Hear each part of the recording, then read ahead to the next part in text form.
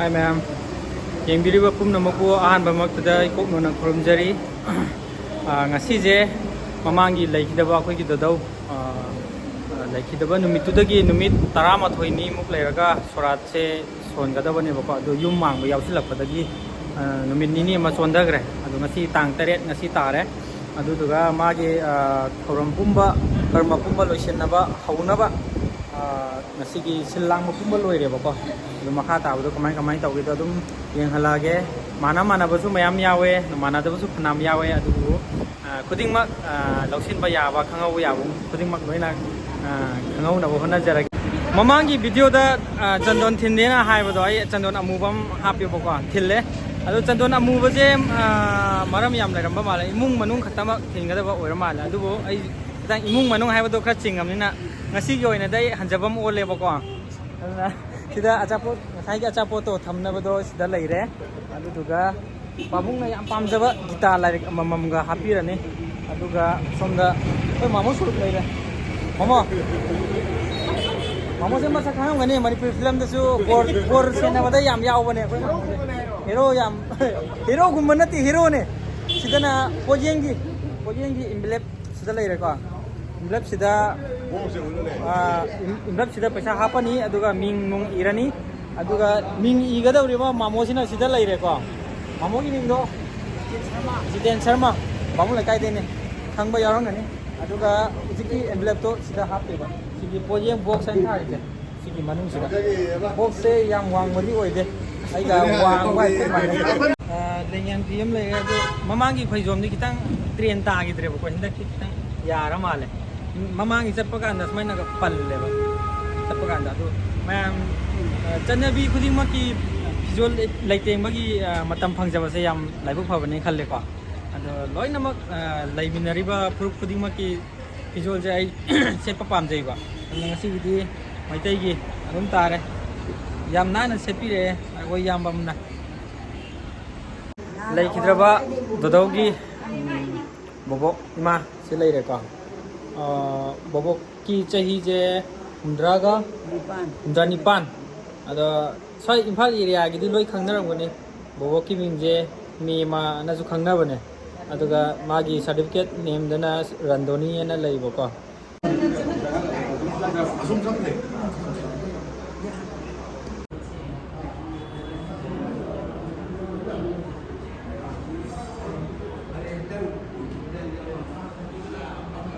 lakina da sigi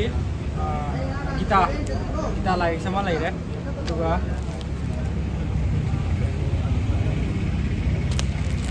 tawel aduga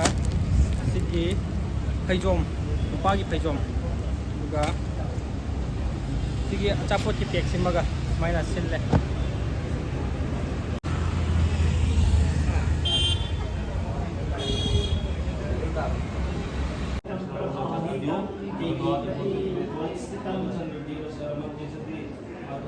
एवं प्रवावर्तितं सत्रं नानुप्रत्यायतिहाय आखायुद्धे ज्ञानामो मोहं प्रकाशा जीवति यस्वात्मादित्येदेवा यदस्ता वेदतत्साहा मानवः आत्मानेवया तस्तस्यागस्याकार्येणापि सुखायति नैव तैसा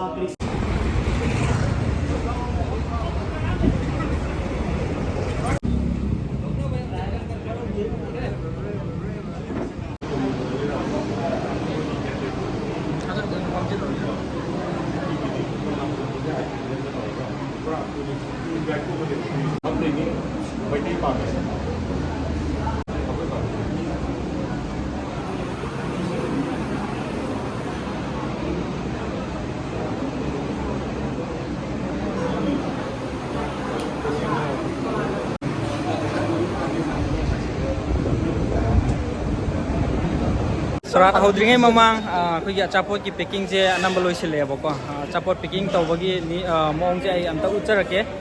department khuding ki head se kana no ji ki noi department ki plau gi je kher ki department je khoi chisam bina oi ma mala oi bra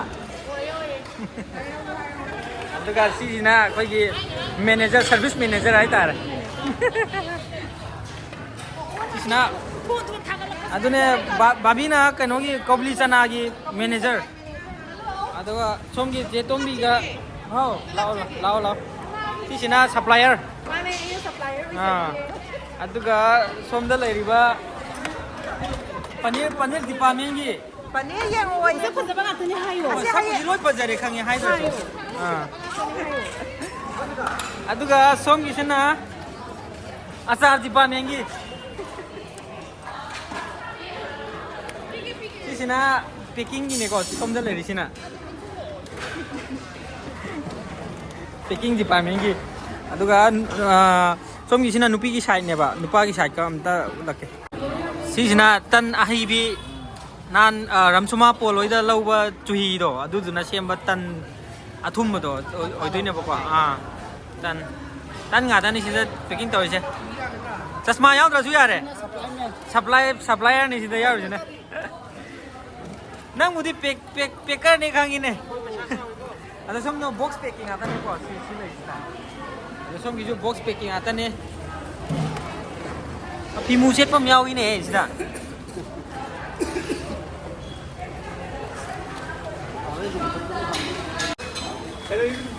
सिदा लेरिसिना packing गिने को नोय मखुम सिकतर हाबिजा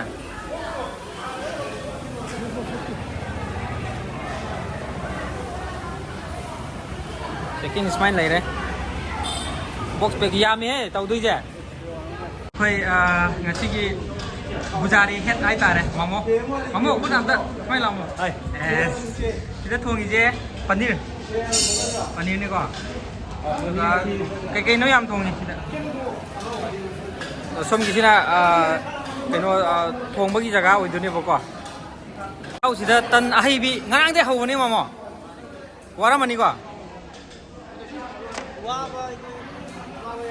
वाबा यादे नत्रा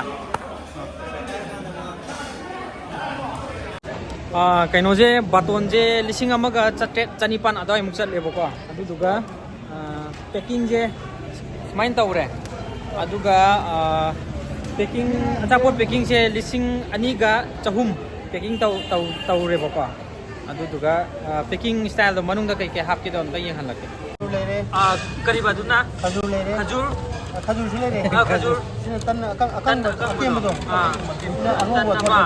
तन अहिबी मा अंगोबदो दे अंगांग लेरे गुला मा को तो प्लाव की पैक सिना स्माइन प्लाव हम यावरे कोबली चना हम यावरे सना हम यावरे अदुगा अचार अमा खेर अमा अदुगा सिगी अनी जे पनीर यावरे कइनो अदुगी पैक तो ओइदोनि को सिदा यावरि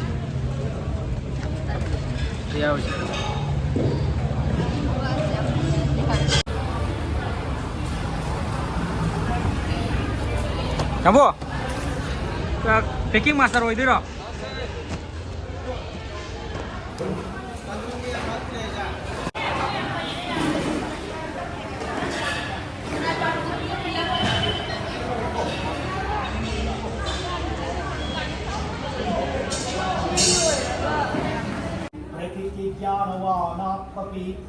प्रकृतिं याति भूतानि निग्रहतिं करिसयति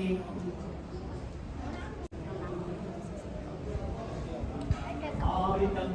ज्ञानमेतेन ज्ञानचित्ते श्री भगवान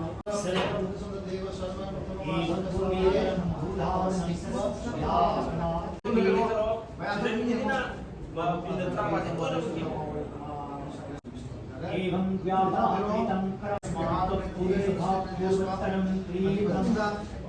इंद्राहातिं करमेति प्रवायो आपयत्रः भूमिताः तत्ते Karma प्रकृत्स्यामि जिज्ञाप्यात्वः मुक्ष्यानभिसिद्धक्रमाणं तमाहु पण्डितं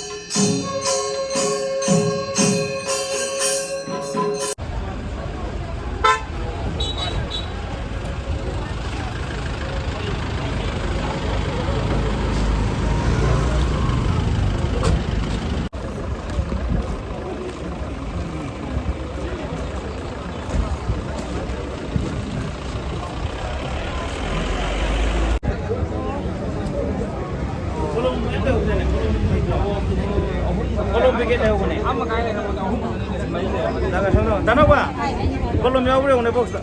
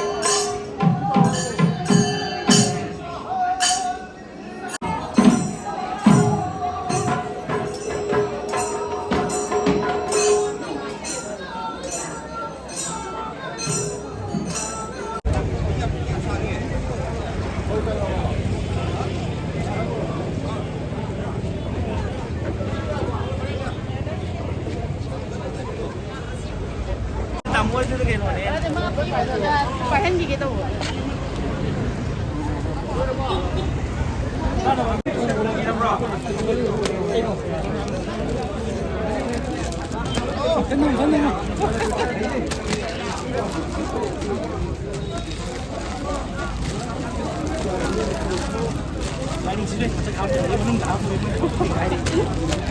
앞에 바바이 타입 같이 레고. Taurini pa ho ta to ko di kai sai na ba. Si yau si to ko di kai. Cái 바바이 타입 같이 레고. To ko di kai na sa. Ya de si to ko.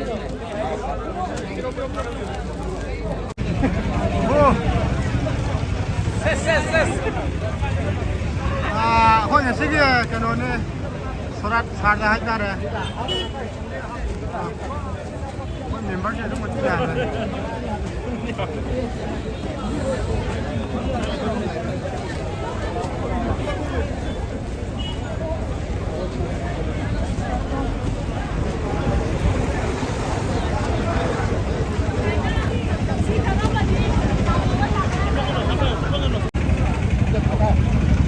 Sabot pa na hanan gino ko.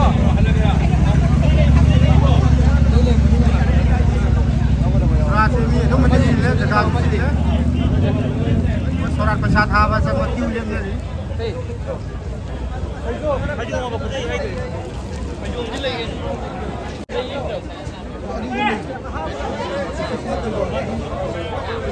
सीना कोई संदेश नहीं तोड़ दे मको संदेश तो एक से कई कई ना हाँ संदेश खाओगे बा असिगे पीरोन सिगा पेक तोर पी मोर मानी को ahum ayom ama tawal ama kita lari ama aduga achapot pek ani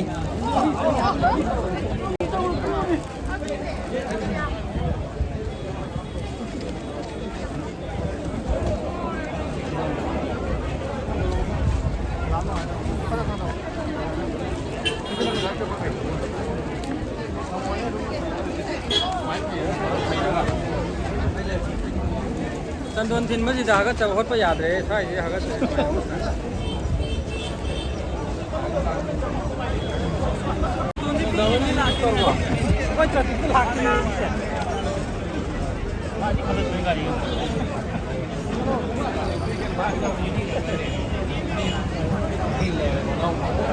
YouTube mai tau ro ba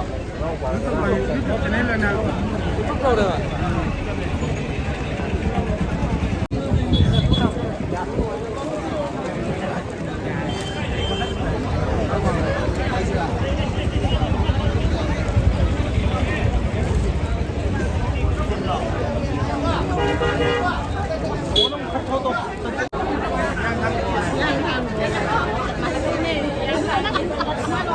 Cô lại còn sang mất cho thằng nhà nó có một lầu ấy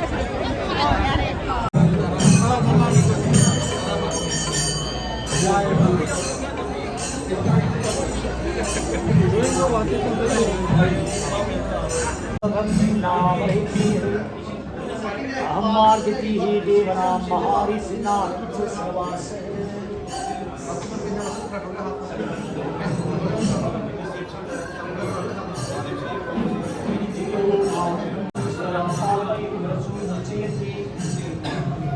ज्ञान समूह समाहसितं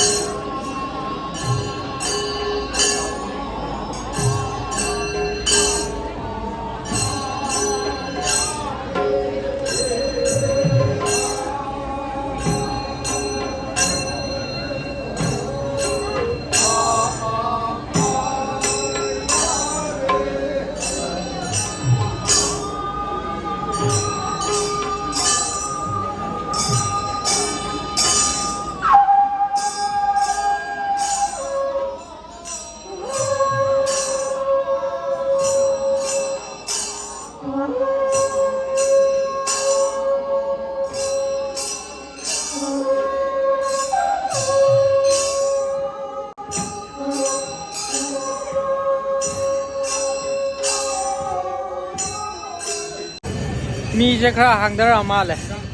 คนเม็ดปกีตาจ้าพังมาเลยเขาว่ามีคราหังดาราเองตั้งแต่ดีก็อินในบุกมีใช่อะดูกะมันนุ่งกีปลาให้ก็มันนุ่งกีใช่รวยแล้วก็รวยตัวละใช่รวยแล้วก็รวยตัวเดียวดูมันนุ่งแต่มีค่าอะไรดีกว่ามีชนิดกับมันนุ่งที่อะไรมันนุ่งแต่จีนเมื่อกี้มาปานพัมนั่นเลยก่อนทั้งหมดมาปานต้องเป็นนาตัวเลยมันนุ่งแต่ยำจีนเลยพวกก็ซาสุยำชาวทารมเสร็จลุยสิเลยกันว่าลุยสิลามนี่นะจริงๆแต่ดอกกี้มาพัมได้ไล่กัดลูกกี่ไล่กัดไปกี่กาวน์อะไรพวกก็โดนไล่กัดแล้วก็งั้นสิ่งที่วันนี้เดี๋ยวช่วยแต่ดุมลุยสิละสิไล่กันไปเราหลักกับ